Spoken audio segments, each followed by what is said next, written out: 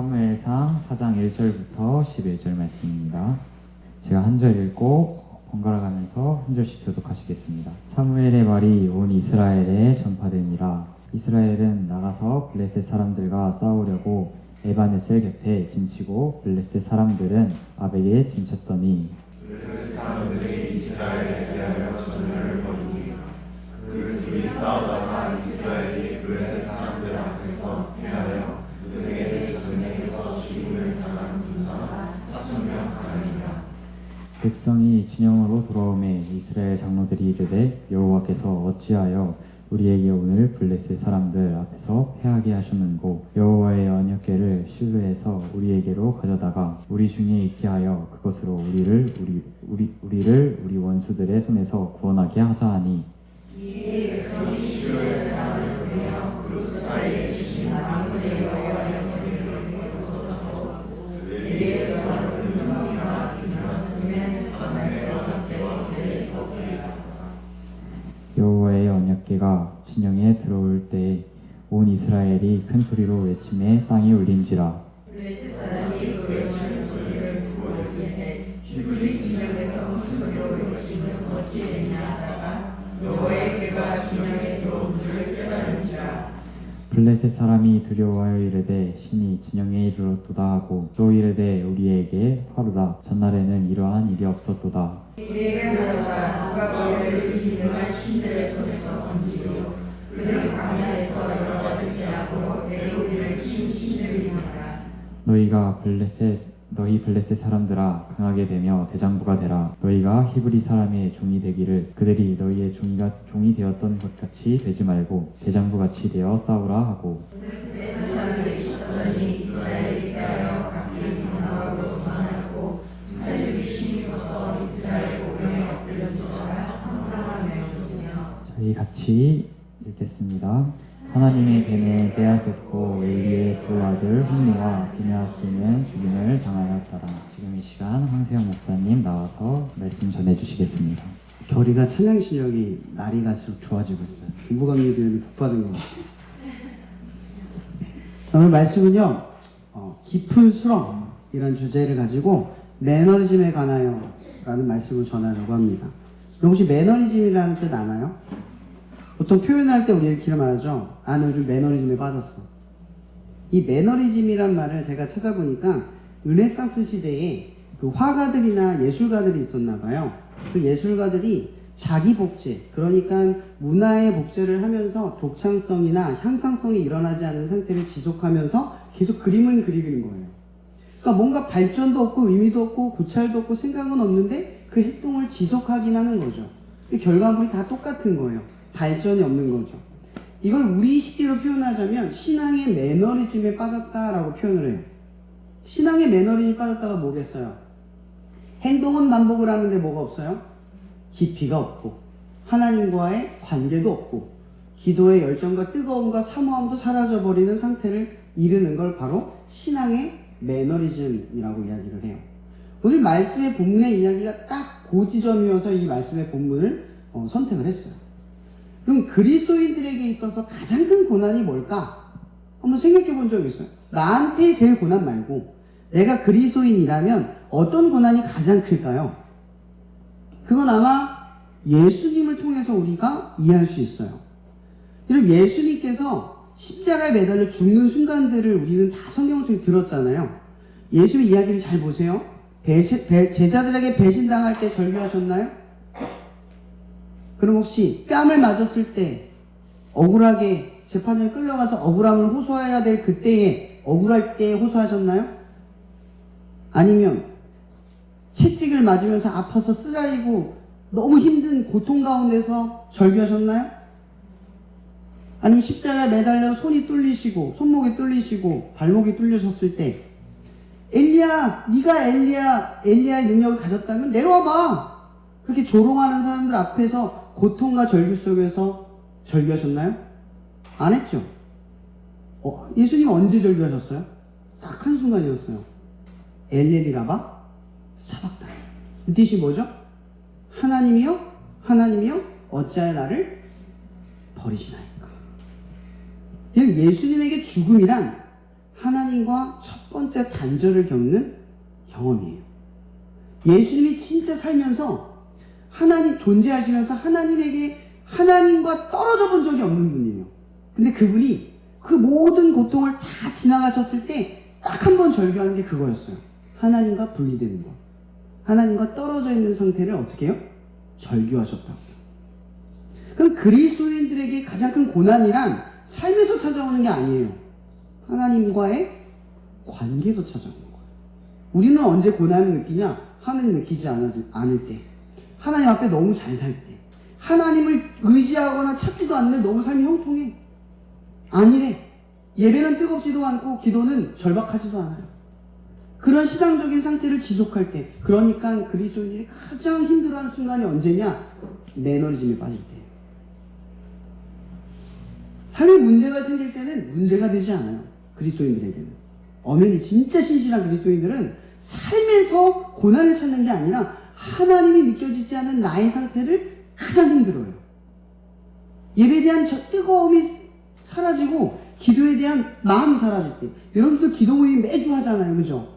그 매주 하는 것들을 통해서 우리가 기도 모임을 통해 하는 행위가, 그 행위 자체가 하나님과 가까워지고 하나님을 믿게 되는 게 아니에요.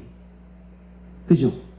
그런 반복된 행동이 여러분들을 하나님에게 가까우게 만드는 게 아니라 그런 행동을 할 때 하나님을 향한 어떠한 마음이 기도 모임을 통해 여러분들에게 역사하는 거죠. 근데 매너리즘에 빠진 사람들은 보통 이렇게 생각해요. 매너리즘이 고통스러운 게 아니라 편해요. 여러분 보통 하나님과의 이 신앙적 매너리즘에 빠진 사람들은요, 고난이 없어요.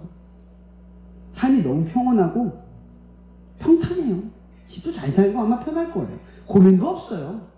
여러분 이런 신앙을 가질 때 가장 위험한데 그걸 못 느낄 때가 있어요. 근데 거꾸로 말하면 좋은 그리스도인들은 이런 상태를 벗어나려고 싸워요.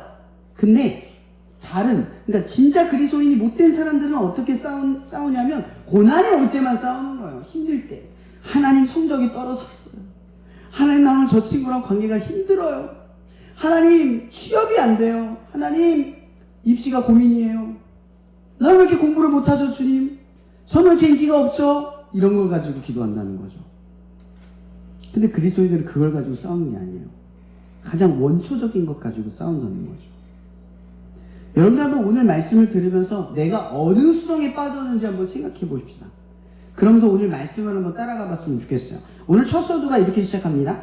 사무엘의 말이 온 이스라엘에 전파하니라. 여러분 이 사건 이전에 어떤 일이 벌어졌냐면 사무엘에게 하나님의 말씀이 들어갔어요. 사무엘아 사무엘아. 이 사건 알죠? 3번 불러요. 사무엘이 그렇게 하나님을 만나요. 근데 오늘 말씀 서두에 이렇게 말하는 거예요. 사무엘의 말이 온 이스라엘에 전파된다. 여기서 말은 누구의 말일까요? 하나님의 말씀이라는 뜻이에요. 이제 사무엘의 말이 아니라 하나님의 말로 동일하게 역사한다라는 거죠. 이제 그렇게 말씀을 하는 거예요. 하나님의 말. 이제 하나님의 말이 사무엘에게 임했어요. 이때가 어느 시대냐면 하나님의 말씀이 흔하지 않았던 시대. 근데 이제 하나님의 말씀이 이제 사무엘을 통해서 흔하게 들려지기 시작했다. 이걸 암시하고 있는 거예요. 근데 지금 어떤 일이 벌어졌냐면 동시에 블레셋과 이스라엘 간의 싸움이 일어났어요. 근데 이 싸움은 여러분 성경을 읽어보면 성경은 역사 순대로 정리된 게 아니에요. 그래서 사사기, 여호수아 그리고 사무엘 3까지는 살짝 이렇게 합집합이 되어 있는 거예요. 시대가 연대되어 있는 거예요. 같은 내용. 그래서 사무엘을 사사라고도 불러요. 그러니까 사사 시대는 계속 있는 거예요. 사라진 게 아니라 그 안에 뭐가 있어요? 룻기가 있는 거죠. 하나님의 태동이 숨어져 있어요. 근데 이 역사는 흘러가고 있는 거죠. 자, 제가 왜 이야기를 하냐면 사무엘의 시대도 어떤 시대냐면 약속의 땅인 가나안 땅을 하나님의 명령대로 어떻게 해야 돼요? 정복하고 수복해야 돼요. 거기가 어느 나라예요? 하나님과 함께할 나라이기 때문에 그래요. 그게 이스라엘 사람들의 뭐예요? 사명이자 소명이죠. 그리스도인들에게도 소명과 사명이 있어요. 그게 뭐예요? 세상을 하나님의 나라로 만들기 위해 우리가 수고하는 거예요. 우리가 만드는 건 아니에요. 수고하는 거예요. 하나님이 하실 수 있도록 수고하는 역할을 해요. 하나님의 나라를 누가 만들어요? 하나님이 만들어요. 근데 그런 만드는 나라를 위해 누가 일을 해야 돼요? 우리가 수고를 하는 거예요. 우리가 뭔가 하나님의 나라를 만드는 게 아니에요. 그럼 이스라엘 사람들이 가나안 땅에 들어가서 그 가나안 땅을 정복하는 것은 누구를 위한 일이에요? 하나님을 위한 일이에요. 이게 핵심이에요. 근데 여러분 한번 생각을 해볼게요. 그들이 출애굽하기 전에 그들의 신분은 뭐였죠? 노예였어요. 노예. 그럼 노예가 아무리 잘 먹고 잘 살아도 어느 정도의 삶의 수준이 정해져 있겠죠. 그리고 자기의 존재감과 정체성이 한계를 느낄 거예요. 아무리 공부를 잘해봐야 노예고, 그죠? 아무리 잘생겨봤자 노예고, 그죠? 아무리 집안이 좋아봐야 노예고, 아무리 돈이 많아봐야 노예예요. 그러니까 노예라는 삶은 아무리 향상돼도 바뀌지 않는 삶을 의미하는 거죠. 그럼 이스라엘이, 이 히브리 민족이라고 했던 이 이스라엘이 출애굽을 했어요. 왜 출애굽을 했죠? 이게 핵심이야. 왜 출애굽을 했어요, 그들이? 왜 하나님을 따라왔냐는 거예요. 하나님 왜 따라왔을까요? 노예의 삶을 살고 싶지 않았어요. 배고파서가 아니라, 힘들어서가 아니라, 물론 그것이 태동되었지만, 원초적, 근본적인 거는 하나님을 따라가서 이제 이전과의 삶을 살고 싶지 않아서예요. 그럼 이렇게 질문해 볼게요. 이스라엘이 하나님을 쫓아가는 건 이전보다 나은 삶을 위해서 간 거예요? 이전과 다른 삶을 살기 위해 간 거예요? 다른 거죠. 여러분 예수님 믿을 때 하나님 난 예수님 믿을 때 지금보다 조금 더 나아지고 싶어요. 성적 지금보다 조금 나아지고 싶어요. 얼굴 조금 더 잘생기고 싶어요. 피부 조금만 더 좋아지고 싶어요. 이렇게 기도하잖아요. 그죠? 하나님이 여러분들이 하나님을 쫓아가기 시작할 때부터 하나님은 여러분들을 만들어 가실 때 지금보다 나은, 세상보다 나은 존재로 만들려고 하는 게 아니라 전혀 다른 존재로 만들려고 가시는 거예요. 그래서 하나님께서 그들을 맨 처음 끌고 왔을 때 홍해를 거치자마자 마라의씀을 이후에 어디로 가요? 시내산으로 가는 거예요. 시내산 뭐래요? 약속을 하는 거예요. 이제 너희는 뭐예요? 더 이상 출애굽의 노예가 아니라, 애굽의 노예가 아니라 뭐예요? 너희들은 하나님의 백성이야. 이 정체성을 뜯어고치는 거죠. 이제 출발점이 달라진 거예요. 애굽에 살 때는 나는 노예로 시작했어요. 돈을 잘 벌어도 노예, 일을 잘해도 노예, 능력이 좋아도 노예, 얼굴이 잘생겨도 노예였어요. 근데 출애굽 광야를 출발하는 아무것도 없는 그 출발점에서는 이거예요. 나는 이제 하나님의 백성으로 시작한다. 나는 이제 하나님의 백성이다. 이거예요. 출발점이 달라지는 거죠. 그러니까 가나안 땅, 하나님의 땅을 들어갈 때 적어도 가나안 땅을 정복할 이유가 뭐예요? 거기서 애굽보다 더 나은 삶을 살고 싶어서 간 건 아니라는 거예요. 제가 이 얘기를 하려고 여기까지 끌어온 거예요. 그럼 왜 간 거예요? 거기서 하나님과 전혀 다른 삶을 살기 위해서 간 거예요. 이게 하나님의 나라를 만드는 목적이에요. 그들의 근본이에요. 기도 모임을 만든 이유가 바로 이 이유예요. 여러분들이 이 여정을 시작하잖아요. 지난번에도 코어 모임 때도 나눴지만 이런 기도 모임이라는 그 모임을 시작하는 순간부터 여러분들은 친구들 사이에 뭐라고 불려요? 기도 모임 하는 애가 되죠? 근데 기도 모임을 하는 애는 또 다른 말을 말하면 뭐예요? 예수를 믿는 친구가 되는 거예요. 왜냐면 그 중에는 교회는 다니는데 모임도 안 나오는 애들도 있어요. 자기 신앙을 나타내기에 부담스러워하고 힘들어하는 친구들이 있다고요. 근데 여러분들이 기도 모임을 시작하는 순간 진짜 신앙이 시작되는 거예요. 내 신앙을 처음으로 드러낸 거죠. 나는 예수 믿는 사람이야. 이 학교를 다니는 예수 믿는 사람이야. 그래서 모이는 거예요. 여러분들이 기도 모임을 하는 이유는 나를 먼저 드러냄으로써 이제 이전보다 나은 삶이 아니라 전혀 다른 삶을 살기로 시작했다는 거예요. 이게 광야예요. 그래서 광야는 처음부터 좋은 일이 일어나는 게 아니라 그냥 그대로의 일이 일어나는 거예요. 어쩌면 광야는 하나님이 바꿔가는 길이 아니라 원래 광야는 힘든 길이에요. 시작하는 순간 그걸 하나님이 함께하며 바꿔가는 거죠. 인식을 바꿔가는 거예요. 근데 하나님이 우리의 인식을 바꿔갈 때 이스라엘을 끌어갈 때 이스라엘이 얼마나 힘들었어요. 광야가 물도 없고 먹을 것도 없고 벌판에 뜨겁고 그쵸? 근데 중간중간 아말렉 튀어나 에돔왕은 길을 막아 돌아가고 자기를 죽이기도 하고 전쟁이 나기도 하고 끄트머리에 있는 진영은 계속 쓸려가기도 하고 옆에 와서 치고 별의별 일들을 다 겪어요. 숱한 일들을 다 겪어요. 그들이 어디로 들어가요? 그런 상태로? 가나안 땅에 들어가요. 근데 그 여정에서 얼마나 많은 싸움을 버티고 이겨냈어요. 그죠? 근데 성경을 읽어보면 아시는 친구들 있겠지만 그 버티고 이긴 전쟁에 주로 하는 이야기가 뭐냐면 하나님이 이기게 계셨다. 이스라엘의 능력은 누구다? 하나님이다. 이스라엘의 능력은 하나님이다. 오늘 말씀의 본문에 어떻게 나온 줄 아세요? 블레셋 사람들이 어떤 사람이냐면 철병거를 가지고 있고 문명도 발달하고 도시 문명이에요. 전략과 전술 경험이 있는 사람들이라고요. 그런 사람들이 이스라엘과 싸우는데 이스라엘은 사무엘, 그러니까 나중에 그 아들 요나단과 사울까지밖에 칼이 없었어요. 칼을 둘만 쳤어요. 그 정도로 문명이 발달하지 않은 나라가 이스라엘이에요. 지금도. 그래서 지금 뭐가 그래도 나왔겠어요? 돌, 몽둥이 이거 가지고 싸움 나간 거예요. 그러니 자기 앞에 있는 이 블레셋이 얼마나 거대하고 무서워요. 근데 그들이 계속 싸웠을 때, 이 출애굽 여정에서 싸웠을 때 그들을 이기게 한 건 하나님이었어요. 근데 그 하나님이 이기게 했다는 걸 계속 상기시키기 위해 출애굽의 여정 속에서 항상 있었던 게 있어요. 그게 뭔지 알아요? 뭐예요? 그들이 고개만 들면 보이는 거. 그거 뭐예요? 구름 기둥가? 그들이 필요할 때만 보였던 게 아니라 항상 그게 그들을 이끌고 있었어요. 그럼 그들의 생각에는 항상 하나님이 우리와 함께하고 있다는 인식이 깔려 있는 거예요. 근데 오늘 말씀 본문 한번 가볼게요.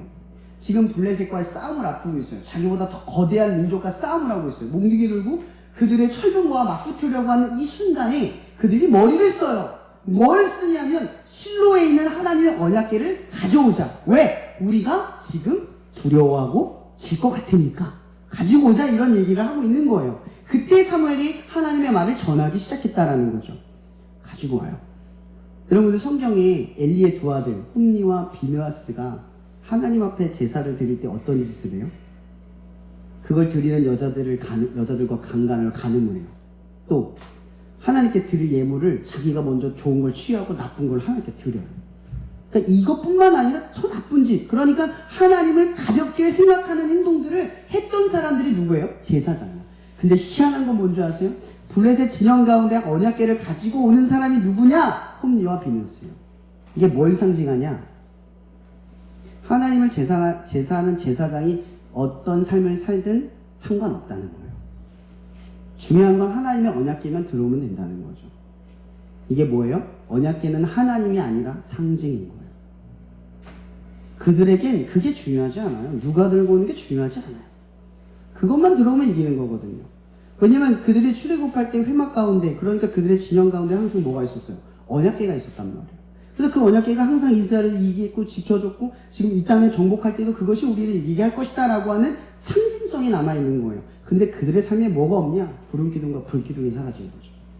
하나님과 함께하는 삶은 없고 필요할 때, 자기가 위기에 처할 때 그런 순간만 하나님이 보이는 그런 신앙의 상태를 살아가고 있다라는 거예요. 신앙의 상징만 있는 거죠. 여러분 그리스도인들, 그러니까 뭐죠? 믿음이 없는 사람들도 기도는 하잖아요. 교회 안 다녀도 기도라는 말을 써요. 여러분들만 특별한 게 아니에요. 그럼 여러분들의 기도가 특별하려면 뭐가 돼야 돼요? 하나님과의 관계 속에서 항상 그분을 인식하고 기도하고 살아가야 되는데 우리는 어때요? 종교적으로 기도해요. 필요할 때, 원할 때, 상징적으로 기도한다는 거죠. 이렇게 해야 거룩하고, 이렇게 해야 하나님 믿는 것 같고, 이러면 좋은 신앙 같으니까 그럴 때도 있다는 거죠. 그리고 정작 우리가 하나님을 떠올릴 때, 좋을 때, 기쁠 때, 평탄할 때, 아무런 문제가 없을 때 하나님을 떠올리고 살아가는 게 아니라 필요할 때, 중요할 때, 위기에 처할 때. 그러니까 여러분의 삶의 가치관이 마음껏 이것저것 대소사를 마음껏 내 멋대로 선택을 할 때는 하나님 없다가 필요할 때, 그때 찾는다. 근데 기도 모임의 자리가 그게 중요한 거잖아요. 그죠? 매주 예배를 드리면서 하나님을 만나요. 불기둥과 구름기둥을 학교에서 확인하는 거예요. 그걸 매주 함으로써 여러분 어때요? 필요할 때 하나님을 찾는 게 아니라 항상 찾는다는 걸 아는 거죠. 그런 삶이 우리에게 중요하다는 거예요. 꾸준하게 계속 하나님과 함께하고 있다는 사실을 알고 살아가는 삶. 그것이 우리에게 능력이 되는 거예요. 근데 오늘 블레셋 사람들이 오늘 말씀 본문에 어떻게 되냐면 11절에 져요. 아주 비참하게 져요. 여호와의 언약궤를 빼앗겨요. 결국 빼앗겨요. 그럼 여호와의 언약궤는 하나님의 상징적 그 물건들이 있는 것도 있지만 하나님의 임재가 있는 것이에요. 거룩한 거란 말이에요. 하나님이 임재한 거예요. 그 물건은, 성물은 빼앗길 수 없는 절대적인 거예요. 근데 여러분, 이 여호와의 언약궤를 빼앗겼다는 건 어떤 문제인 줄 아세요? 이스라엘이 끝났다요. 더 이상 끝이 없다. 길이 없다. 이런 전쟁이 난 거예요, 지금. 이스라엘은 지금 끝이에요. 이거 지면, 진 게 문제가 아니라 궤를 뺏기면 진 거예요. 여러분도 여러분이 신앙을 지키다가 하나님 열심히 믿었는데 잘 안 돼요. 하나님 없는 것 같아요. 궤를 뺏기는 거예요. 뺏긴 순간 진다고 느끼는 거예요. 여러분, 근데 중요한 건 이거죠. 그 궤는 상징이에요. 잘 된다는 상징, 이긴다는 상징이란 말이에요. 근데 여러분 생각해 봅시다. 궤가 하나님인가요? 잘 되는 게 하나님이에요? 여러분들을 잘 되게, 더 나은 삶을 살게 하는 게 하나님이에요? 기도 모임이 여러분들에게 복을 주는 게 목적인가요? 아니야. 더 나은 삶이 아니라 다른 삶을 살기 위해 주는 축복이라는 거죠. 노예로서 아무리 성공해봐야 죽는 인생이 아니라. 여러분, 성경에서는 노예를 뭐라고 해요? 종의 신분은 죽음이에요. 죽음을 지닌 존재를 종이라고 이야기해요. 죽음의 종, 사단의 종. 그러나 하나님의 자녀는 영원히 죽지 않아요. 그러니까 여러분들의 가치는 영원한 가치라는 거예요. 전혀 다른 삶은 영혼의 가치를 쫓는 거고, 이전보다 나은 삶의 정도의 가치는 죽음, 종의 가치를 쫓는 거예요. 잘 살아봐야, 얘가 얘기했죠? 잘 살아봐야 노예라 그랬죠? 이거 말을 바꿔볼게요. 잘 살아봐야 죽어요. 돈 많아봐야 죽어요. 잘생겨봐야 죽어요. 성적 좋아봐야 죽어요. 이게 노예의 삶이라는 거죠. 근데 하나님의 백성의 삶은 거꾸로 말하면 뭐예요? 내가 망해도 영원히 살아요. 내가 안 돼도 영원히 살아요. 내가 못생겨도 하나님의 자녀, 그 축복으로 영원히 살아요. 난 하나님의 자녀예요. 전혀 다른 인식 속에서 출발을 한다는 거죠. 그러니까 여러분들이 기도 모임을 통해서 느끼는 건 광야의 여정이에요. 그 광야의 여정에서 하나님이 여러분들에게 알려주려고 하는 건 내가 너희와 함께하고 있다. 구름 기둥과 불 기둥을 계속 보는 삶을 살아가는 거죠. 약속의 땅에 들어가도 나는 너와 함께하고 있어. 이 사실을 계속 우리에게 가르쳐 주려고 하는 거예요. 근데 깊은 매너리즘에 빠지니까 어떤 상태가 돼요? 이렇게 되는 거예요.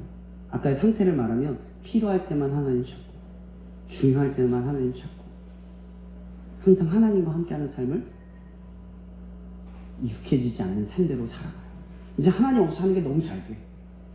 하나님을 느끼고 사는 게 희귀해져. 하나님 느끼는 게 더 이상해.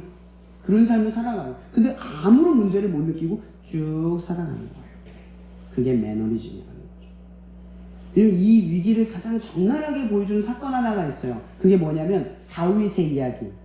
여러분, 다윗이 이스라엘 왕이 됐잖아요. 그죠? 그럼 하나님이 다윗을 왜 이스라엘 왕으로 만드셨죠? 그가 하나님 잘 믿어서요?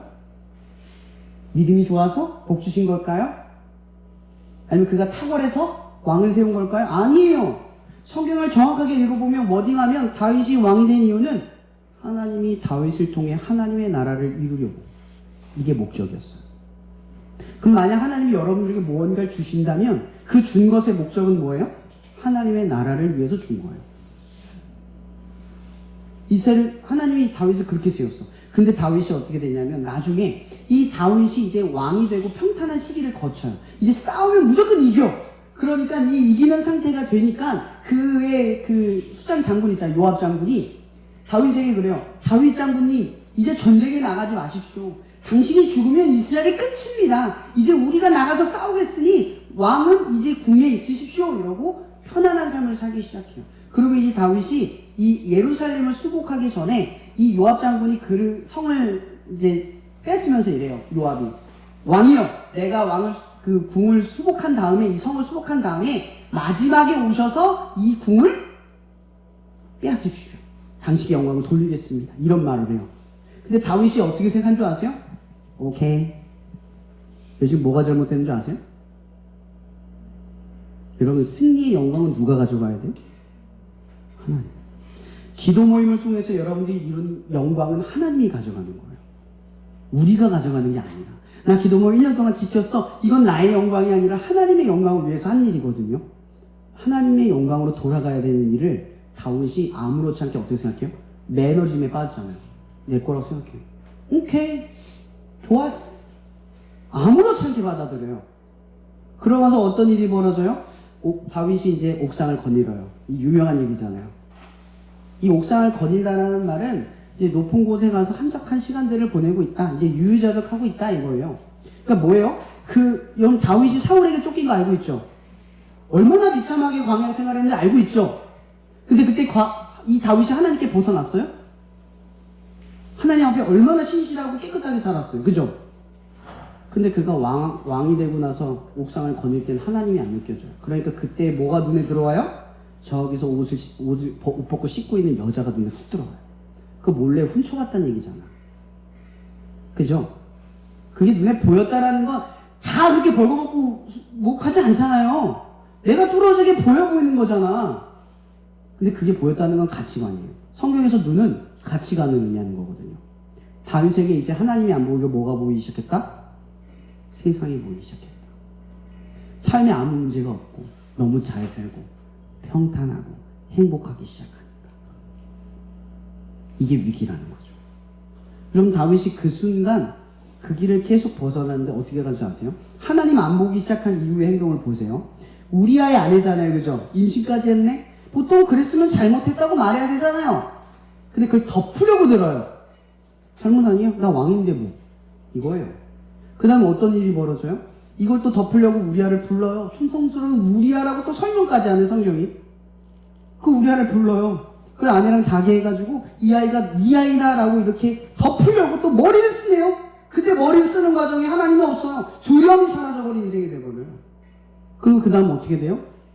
그래도 우리아가 너무 신실하니까 우리아에게 그 여호와의 편지를 써가지고 그 성 밑에서 싸우게 입으로 시켜가지고 돌마다 죽게 해요. 그 더 웃긴 건 뭔지 아세요? 그리고 바세바를 데리고 와요. 자기 아내를 삼아요. 그 아이를 낳아요. 그때 나단 선지자가 나타나서 다윗을 질책하죠. 근데 그 순간까지를 한번 보세요. 나단 선지자가 오기 전까지 얼마나 위험했어요? 매너리즘에 빠지면 이렇게 돼요. 죄가 죄처럼 안 느껴져요. 그래서 야고보서에서는 이걸 뭐라고 말하면 욕심이 잉태하여 죄를 낳고 죄가 장성하여 뭐가 돼요? 사망을 낳는다. 이러면 하나님 무서워하지 않는 인생은 이렇게 돼요. 하나님 없이 살아가는 매너리즘에 우리를 놔두면 이런 식으로 언젠간 무너지게 돼 있어요. 성경은 우리에게 이 이야기를 계속 하는 거예요. 매너리즘에 빠지지 않아요. 이 매너리즘은 뭐냐면 이런 거예요. 다른 말씀, 그러니까 에베소서 6장 12절 13절에 보면 이런 말씀이 있어요. 우리의 싸움은 혈과 육의 싸움이 아니래요. 무슨 싸움? 영적 싸움이래요. 여러분 이 영적인 싸움이라는 걸 심리적인 느낌으로 받아들이지 마세요. 영적인 게 뭐냐면 이거예요. 말씀 읽고 기도하고 예배를 지키는 거. 이게 영적 싸움이에요. 여러분 세상 사람이 보면 기독교인들 삶의 위기가 찾아오는데 왜 교회를 가고 앉아있어? 문제 해결해야지. 왜 기도를 하고 앉아있어? 방법을 찾아야지. 세상 사람들 우리한테 이케이에요. 영적인 싸움을 하는 사람들은요 육과 혈의 싸움을 하는 게 아니라 머리를 굴리는 게 아니라 하나님 앞에 먼저 찾아가서 하나님께 구하는 거예요. 이 싸움 기본적인 걸 지켜낸다는 거죠. 그러니까 여러분 기독교인으로 살아간다라는 이 삶의 싸움은 나 이제 죄 안 짓고 살아가기 위해 뭐 이렇게 버티고 뭐 신앙생활 여호와의 괴처럼 착하고 신실하게 거룩한 신앙생활을 반복하는 걸 지키는 게 의미하는 게 아니라 뭐냐면 이런 거예요. 기도에 절박함이 있고 예배에 사모함이 있고 말씀에 기쁨이 있는 거예요. 이런 삶을 유지하기 위해 싸우는 거예요. 기독교인은 이것 가지고 싸우는 거죠. 그래서 우리는요 예수님의 말씀을 기억해야 돼요. 예수님이 형제를 욕하는 자마다 지옥 간다고 그랬어요. 그죠? 여자를 음욕을 품는 자마다 가늠을 한 거랑 똑같다고 했어요. 이 얘기 근본은 뭐냐면 하나님은 이제 우리의 신년 그러니까 깊은 모든 동기들까지도 다 아시는 분이에요. 그러니까 우리가 뭐부터 싸워야 돼요? 이런 기독교인들의 가장 큰 죄는요 이제 예수를 믿은 사람들의 죄는 죄를 지을 때가 아니에요. 언제냐? 예수를 잊을 때예요. 그분을 잊고 살아가는 게 죄예요. 우리한테 죄는.